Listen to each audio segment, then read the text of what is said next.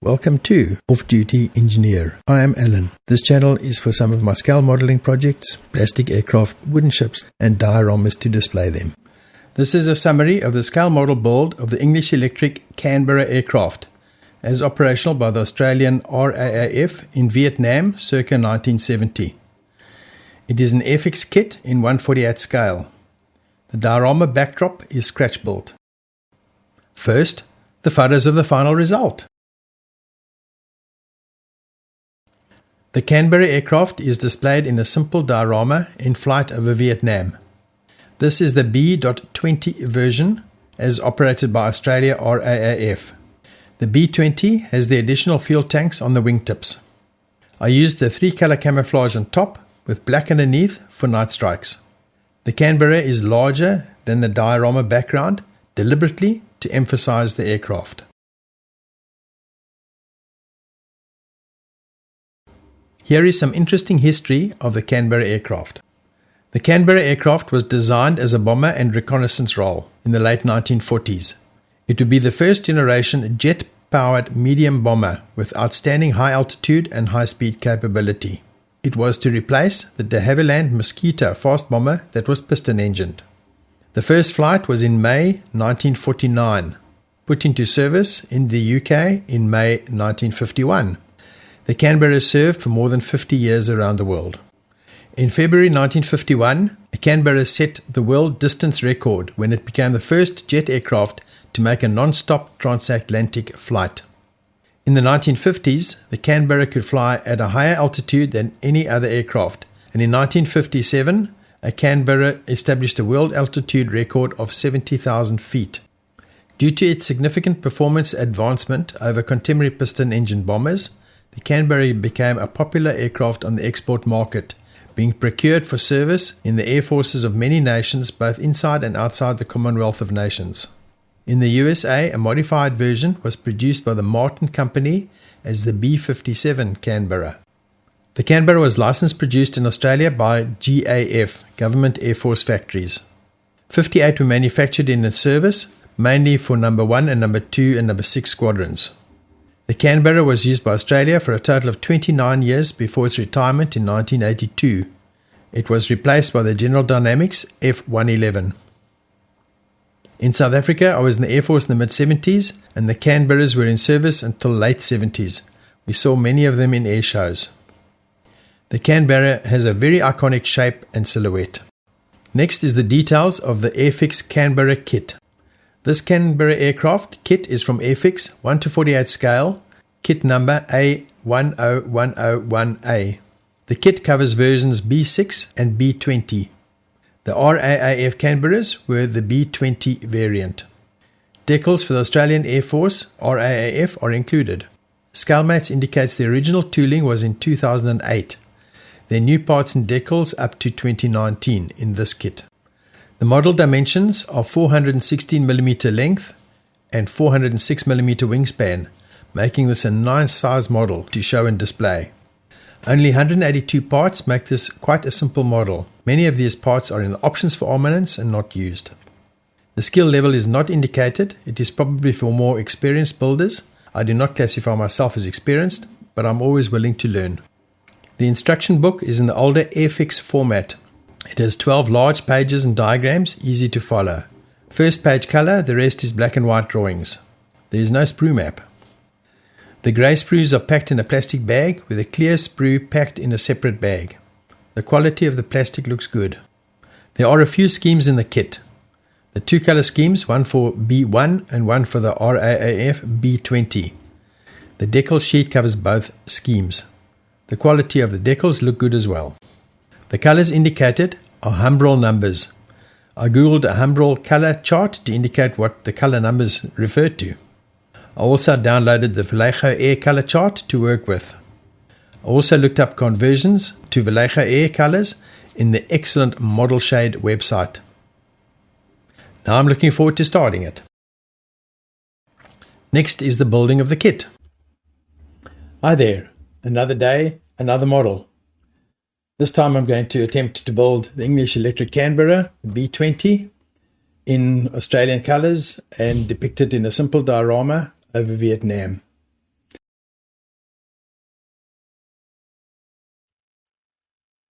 Yeah, this is not an unboxing because I have opened this before. In fact, I've done a little bit of preparatory work on it, which you will see in the next short while. It is the Airfix kit for the Canberra, in which I'm using the B20 option, 1 to 48 scale. So the model is going to be, the airplane is going to be about 400 mils by 400 millimeters. Manual is of the old Airfix style. It's an older kit. Very simple manual, just in black and white line drawings, but the cockpit actually has got 3 figures in it. Not a very big build. Yeah, so very simple. I'll be doing it wheels up. I'll also be putting the camo finish on it. To plan the diorama, I did AI to generate an image of the Canberra in RAAF colours flying with a sky background on a forest base with the camo colours, and this is what it produced. So I thought, well, that's not bad. I like this. I like the attitude of the airplane. I like the look. The details are not correct, but it was inspiration for an idea. So then I used the AI to generate some images that I could maybe use. This is one with the forest in the foreground and sky in the background. I had another one with the field in the front, but I decided to use this. I also then looked at the layout, and I thought I could turn this at a bit of an angle, not square like a normal diorama with a vertical base and flat flat base, but to actually show it at an angle like this with a curve on it and have the aeroplane at an angle in front of it, similar to this. So I pursued down that line. I also found the camo colors of the Canberra over Vietnam. I think it's American colors, but I think this will do for me. This is the mask actually from AF Models, and it's a 3-color camo with a black base for night raids, and I thought this would be quite good. So I purchased this camo masking set, and there it is. So I'll definitely be using this. Taking the idea of this image, then expanded it to A3 because my printer can print A3. Laminated it. You have to adjust the ink for printing on paper. Lighten it all because the paper darkens it. And there it is in A3 size, ready for a base, which I have actually made. It's in the garage. I'm busy painting it. So I'll show that in a little while. I did take some of the parts and cut them out of the sprues. It's the wing upper, lower, and the 2 fuselage halves. These are not glued. I've just tied it together with elastic bands just to get an idea of the size of this. And you can see on the image what to depict here, but I basically have the base with the aircraft in front of it. That backdrop with the aircraft in front of it. So there you can see is a 400 millimeters wingspan and 400 odd millimeters of fuselage length. Nice. Yeah, this will be a very simple build. It will be wheels up, hardly any ordnance. So most of this trick will be the painting of that camo. Just the 3 colors on the top plus the black. So that's a bit of painting to do. Well, the backdrop, or the diorama, started off as this basic sketch with the vertical at the back, horizontal at the bottom, but the actual image in a curve over there. So I had to make this curve exactly A3 length, which is 410 millimeters, or 20 minus a little bit. to get that curve length right. Have some space for a label in the front, and construct this out of either foam or wood. So that's now done. Actually, I'll bring it in a few minutes and show the result. On the diorama, the backdrop would be 410 millimeters, the image, and the aeroplane sitting at an angle in front of it, tipped slightly towards the viewer, slightly downwards. And then I'd have a rod and a bracket onto the Canberra airplane. So I made a sketch of that bracket to scale about there. And here it is.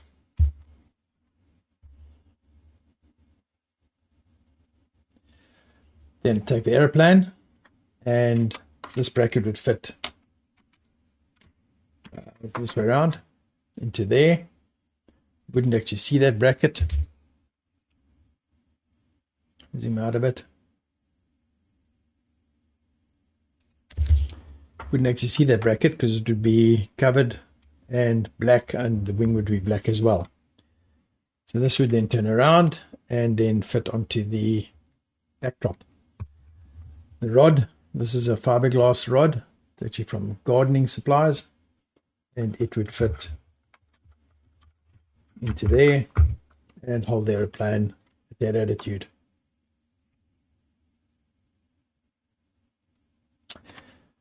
Okay, I hope this works. Anyway, it's planned. The idea also is this will be fixed to the airplane. This rod will be fixed to the diorama. This plane might be located on a different diorama for a show. Then I just make up another rod like this with the same slot in it over there, and I can supply that to the diorama manufacturer or maker for the show, and then that would fit into that diorama, and then I could just move the plane from the one side to the other side, one diorama to the other diorama. That's in theory anyway.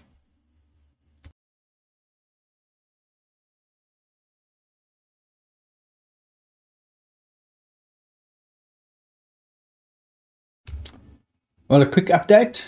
Just wanted to show you the diorama. So that's complete.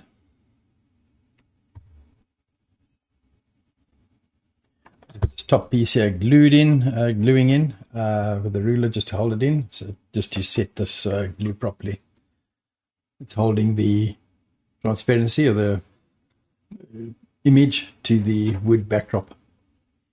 So I glued this in two sections. I glued the bottom piece first, let it set overnight, and then I glued from here upwards to the back a few minutes ago. So I've just got to let that set and then just trim off the excess. Yeah, and there's the back.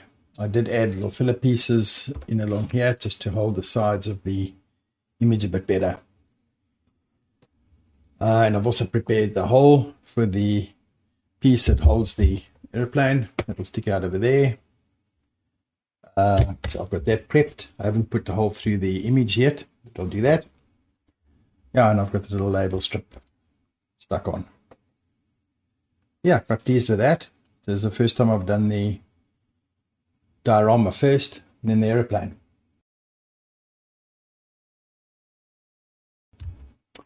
So on the Canberra airplane side, haven't done anything more on that since last time I showed you. Basically, I'm ready to start this now. I've got this issue with the wing roots to sort out, which I don't think will be a big deal. The problem is these pieces here are very flimsy and they can be moved on the fuselage. So I just have to basically fit the fuselage to the wing instead of the wing to the fuselage this time. So it is bolted in, clamp it in. I might use a bolt across there or a mechanism like this just to tie it in while it's gluing.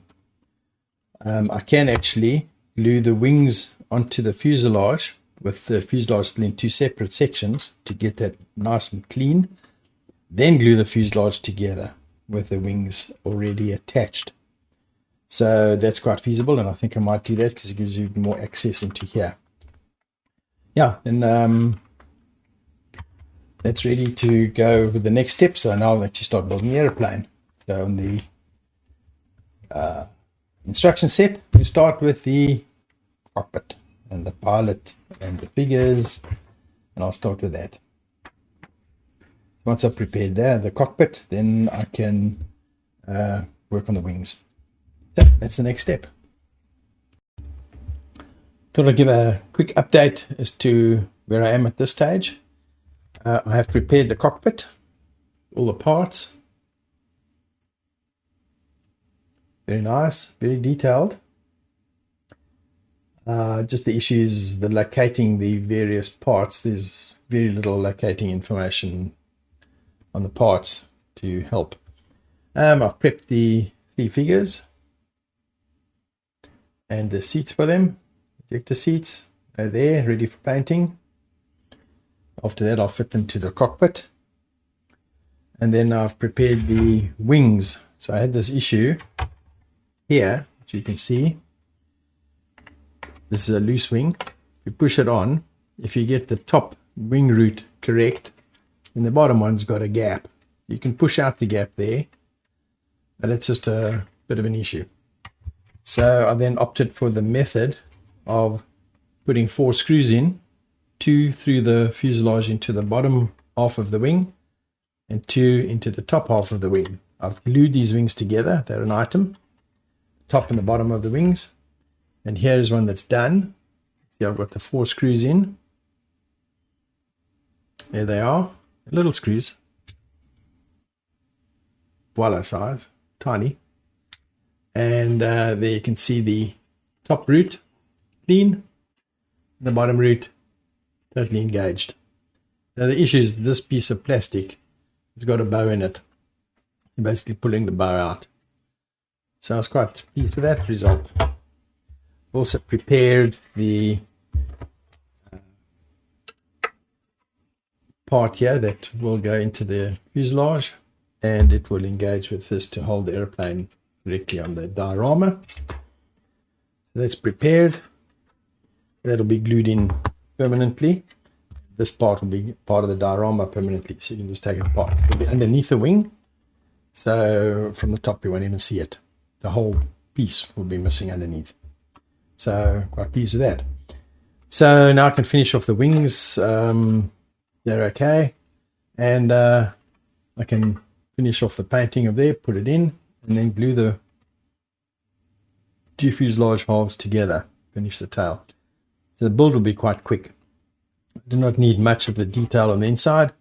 I've decided I don't even need this bomb bay. I don't need the landing gear. I've left the piece of the landing gear inside out. This will just be closed with the panels. Same on the other side. So it'll be totally wheels up.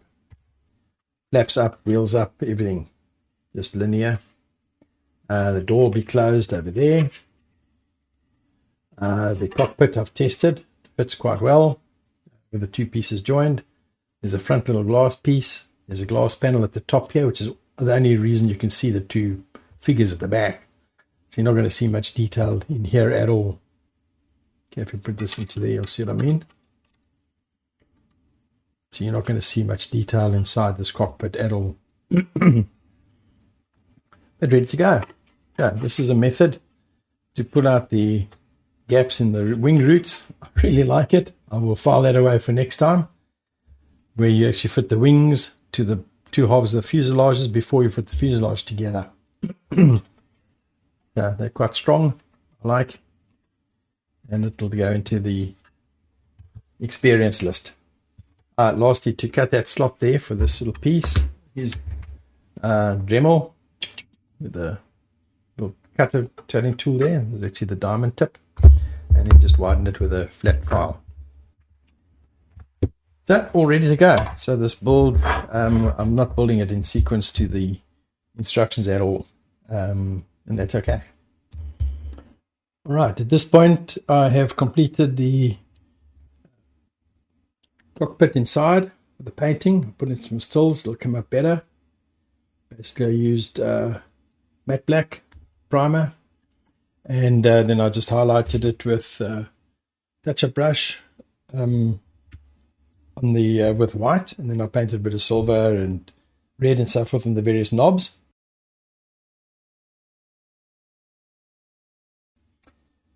Figure painting is not my strong point, but this is basically it. Probably not in focus. There were stills on that. Yeah, not my strong point, but it's done well. It's done. And there's the 3 seats. Interestingly enough, the seat in the front, there's 2 at the back and 1 in the front. I had to cut the base of the seat off to lower it by about 4 millimeters so that it would go underneath the canopy. Bring the pilot under the canopy. What I did is just some thin brushes. Use my little milk bottle lid as the drop for drops and to mix a little bit. And then there's the colors that I actually used for this so far. Vallejo, okay, olive drab, red, silver, white, black, and Madeira brown. Mix that with a bit of white to give the flesh color, and I used that for the leather seats. I wanted it a little bit light, so I didn't prime these with black. I actually primed them with grey because I wanted the color to be a little bit lighter in this scale to stand out nicely against here. Because you're not going to see much through the cockpit canopy. So I thought, let me leave the bottom dark like they specify, but bring the figures up a little bit in color.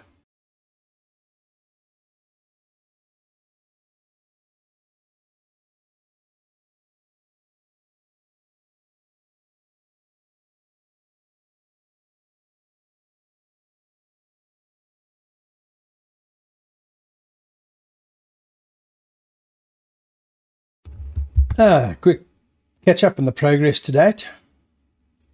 Well, I have the cockpit installed and glued in to the 1/2. I had to really move it as far back as it possibly could by putting spacers in here, jamming spacers in to get it to clear the canopy and to get the 2 halves to fit together of the fuselage. I decided to keep this part in, the Bombay parts, this way. But I had to make a cutout for the piece that goes in over there. Mounting part, this will be black, which I've done. I also then decided to keep the Bombays removable, the Bombay covers removable. So I actually put 4 tabs in with 4 magnets. And I have them over here, and they just clip on like that. Bing! Very interesting working with magnets. Not as easy as it seems. They have absolutely a life of their own. The little 2mm diameter magnets. And between trying to maneuver them with steel tweezers and align them to the opposite magnet correctly, up, down, otherwise they repel. And super glue that's got a life of its own as well. To get that lot together, I ended up using basically a toothpick to maneuver it and get it in. Quite challenging, I must say. Interesting. But it's done, and it works. Now you can see this is all done. The cockpit fits. Top fits. When I glue this, I might add in a piece across the join over there, just to strengthen it a little bit before I put the inside of the Bombay in. What I've also done is the wheels. I covered them up because it's wheels up, so I had to cover this. Was quite a bit of a challenge as well to get them to fit. And I've had this before. The parts are made to be with the wheels down, in other words open, to get them to actually fit. In the closed position, you have to do a bit of modification, and to hold them I had to use the same PVC pieces and just put them in behind, glue them up from behind these parts to rest onto. So I've got 3 pieces at the back there to allow these to lie down on them to line them up properly. Once you've got them set, then you just run glue in along the outside and wipe it off as you go. But a bit of a challenge. I've got the door in as well. You can see I had to close these up as well. These are a lot easier because you can get to the bottom of it. That's the front wheel bays. Right, so the next part now would be to glue together and make sure there's no gaps over there. This is one of the parts we've got to really hold it in, and I can't clamp this. I just have to hold it by hand for 5 minutes or so. There. And then once that's in, it's basically the bulk of the build done with the bomb bay in. Then I can start finishing off the motor, the controls, the control surfaces, the tail, and then start with the paint job. Yes, very pleased with the progress so far. It's looking good.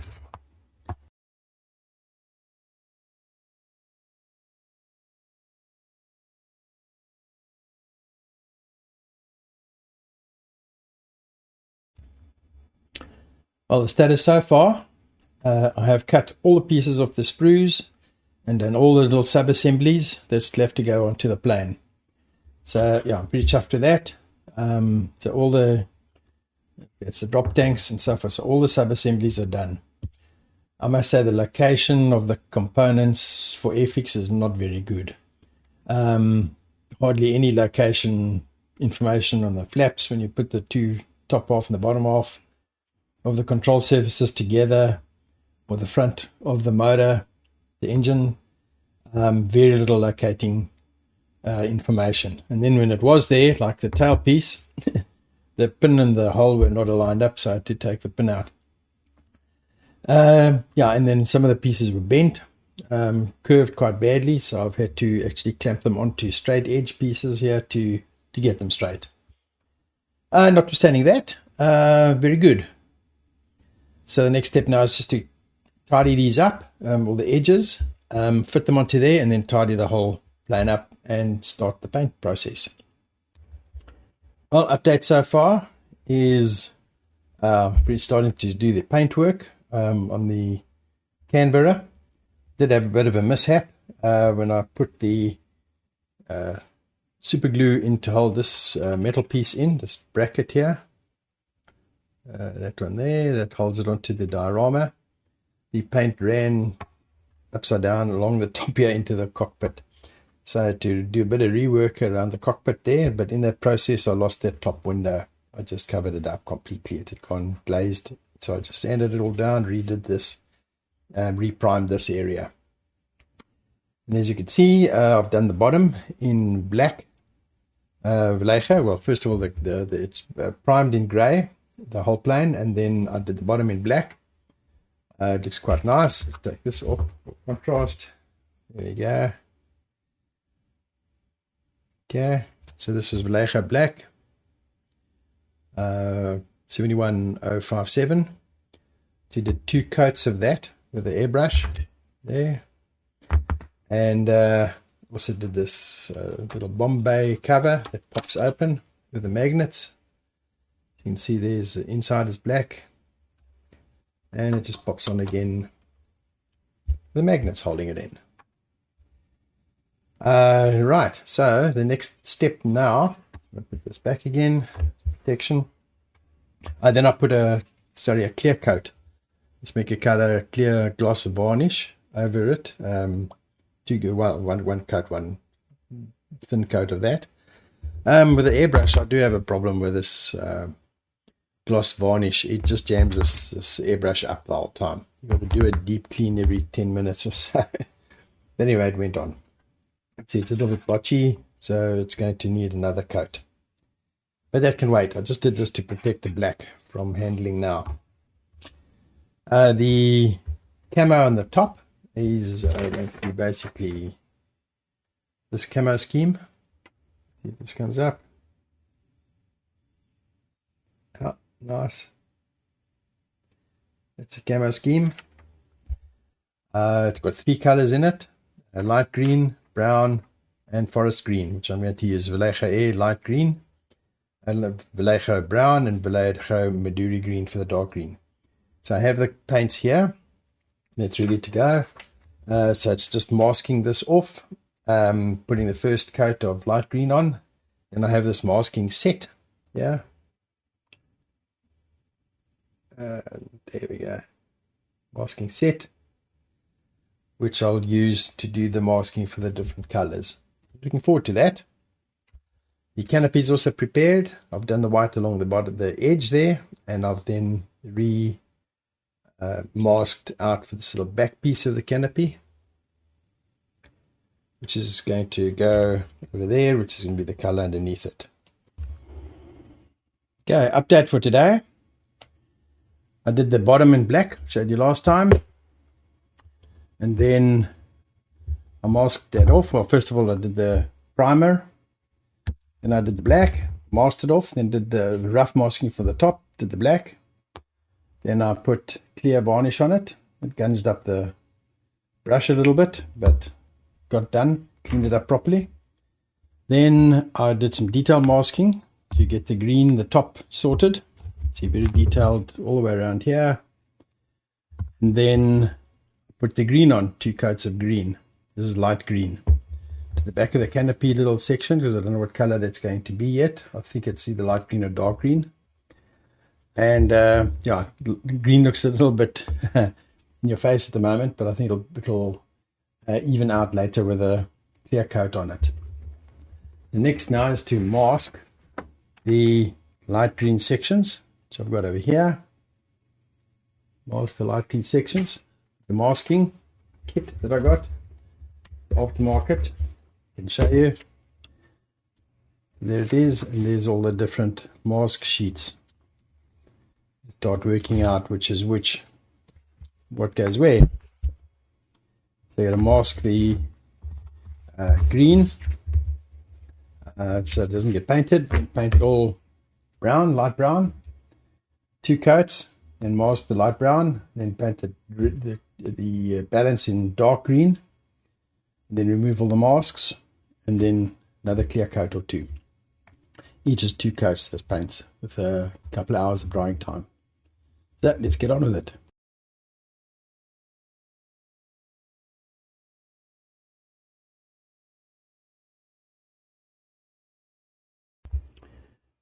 Okay, so we've done all the layers of painting: light green, mask, the brown, the mask, then the dark green, and this is where we are.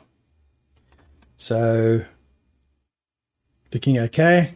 Now starts the big job of unmasking. So the bottom is still masked from the black, and the top, it's got the multi-layer of masks on it. There's 2 coats of each of those, 2 coats of black with a clear gloss, 2 coats of each of these colors. Now I can peel the masks off, a big reveal, and then do a clear coat. Okay, I'm going to try and do it live on video, fast forward, see what it comes out like.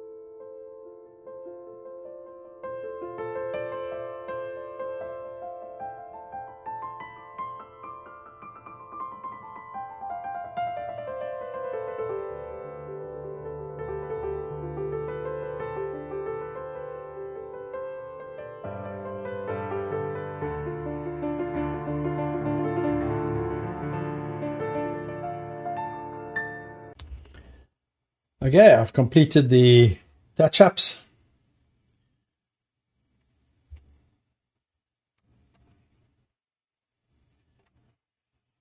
Camo looks good. I've put the clear coat, 2 coats of clear coat on it. I googled, which said I have to dilute the clear varnish a lot, so I did. And it sprayed much better and kept the brush clean. Yeah, it's quite exciting. So this is basically done. So the next step is the decals. So I'm going to start them next. So here's the decal sheet that was provided. It's got some RAAF symbols down there, and some of them at the top are used. So with the camo scheme, the colors that they gave are these. Well, not with the camo scheme, but they give the Canberra B20 in the kit. Silver one, but I'm going camo.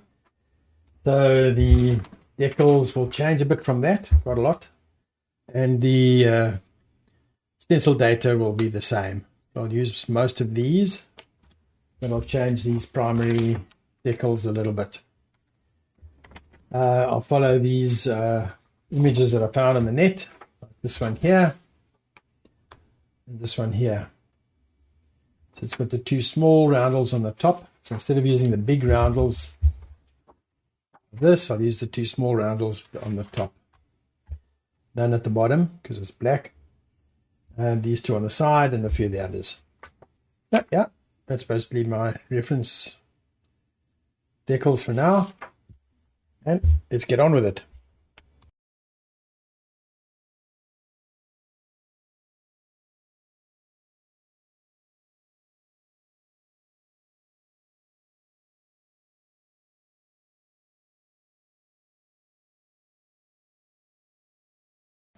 Here is a summary and some more photos of the completed Canberra and Diorama. This was a very satisfying build. The build took about 4 to 6 weeks on and off over the Christmas holidays with family commitments. The Airfix kit is the older style from 2008 but went together okay. I would rate it as a reasonable quality kit. It is completed as Australian RAAF and is planned to show it in a large Vietnam diorama for the upcoming Model Expo for our club. The Canberra build brought back memories of my time in the South African Air Force. It was one of the reasons why I purchased this kit in the first place. That is all. I hope that you enjoyed this. Please follow, like, subscribe, etc. See you next time. Thank you.